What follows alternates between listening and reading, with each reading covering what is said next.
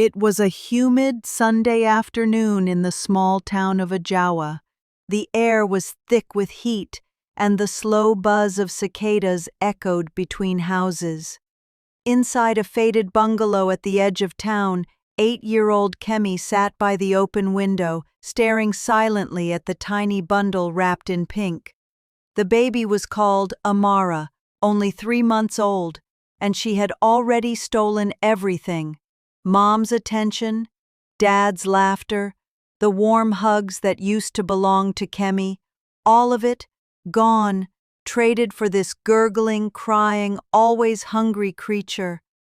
Kemi's fists tightened around the worn-out rag doll in her lap. Its name was Chica, her only friend now. Chica never cried. Chica never stole hugs. The front door creaked open, and Ijeoma, their stepmother, came in with a pot of ogbono soup. She didn't notice Kemi sitting quietly in the corner. She rarely did. "All this crying," Ijeoma muttered as she rocked Amara with one hand and stirred the soup with the other. "You just like spoiling my day," Amara hiccuped softly. Kemi watched. Not with hatred, something colder, emptier. She didn't know the word for it, but she felt it crawling under her skin every time someone called Amara adorable, every time neighbors brought gifts for the baby. Nobody brought gifts for Kemi anymore. One night, lying on her bamboo mat, Kemi turned to Chica and whispered, "If Amara wasn't here, maybe they'd love me again." She didn't mean it, or maybe she did, but those words would soon come true in a way she couldn't imagine. And it all started the next morning at the stream.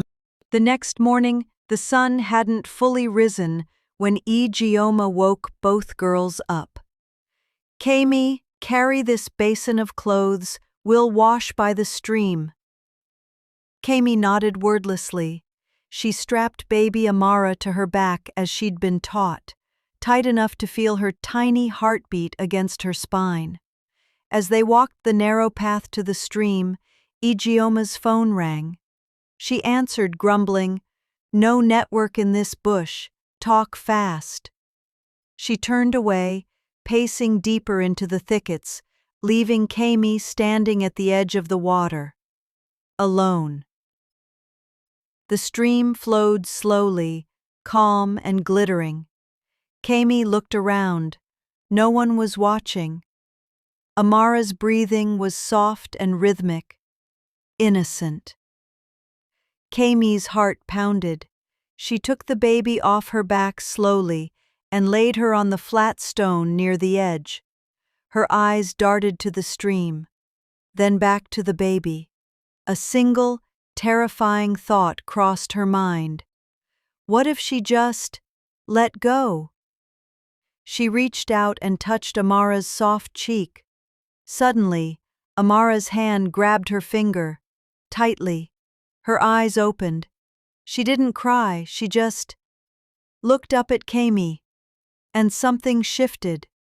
For the first time, Kemi saw her not as a rival, but as something smaller, softer, dependent. She blinked. Her throat tightened. Behind her, a voice snapped. "Kemi, what are you doing?" She turned. Mama Nkechi, the village midwife, had appeared from nowhere, eyes wide, face pale. Kemi froze. And then, it happened. Her foot slipped. She tripped on a rock. Her hand hit the baby, and Amara rolled into the stream. The scream that tore from Mama Nkechi's throat echoed through the entire valley. "Kemi! Jesus!" Kemi stood frozen, feet rooted to the ground as she watched Amara's tiny body roll gently into the current. Her pink wrap floated for a second, then sank. For a moment, everything went silent.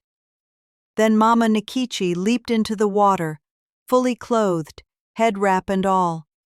She splashed, kicked, reached, and within seconds she found Amara's wrap, pulled it, and cradled the soaking baby to her chest. Amara was coughing, weakly, but she was alive. Kemi dropped to her knees. She didn't cry. She didn't move. Mama Nikichi dragged herself out of the water, gasping.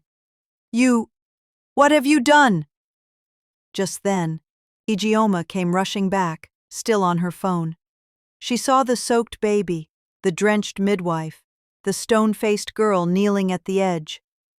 "What happened?" Mama Nikichi stared directly at her. "Your daughter tried to drown her sister." Ijeoma's face twisted in shock. "Kemi?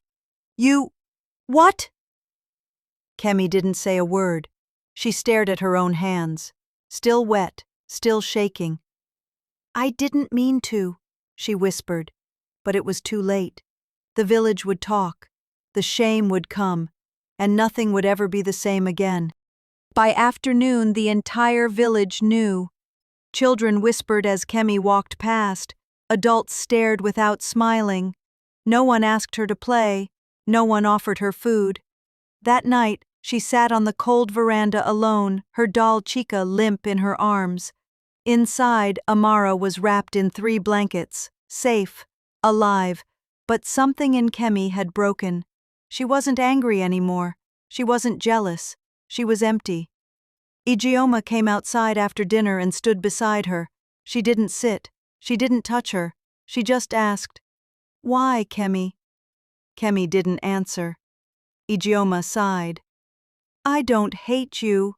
I never did, but you scared me today. You scared everyone." Still, no reply. Then, Ijeoma said something Kemi never expected. "Tomorrow, we're taking you to Father Ikenna." Kemi looked up, startled. "The priest?" "He'll talk to you, maybe pray with you. You need help." Kemi lowered her eyes again. "Is he going to beat the demon out of me?" "No," Ijeoma said. "He's going to remind you you're still a child, and children can change." The next morning, they arrived at St. Mary's Parish. The church stood quiet, surrounded by mango trees swaying in the wind. Father Ikenna, tall and warm-eyed, welcomed them in. Kemi sat across from him in a wooden chair, eyes locked on the floor.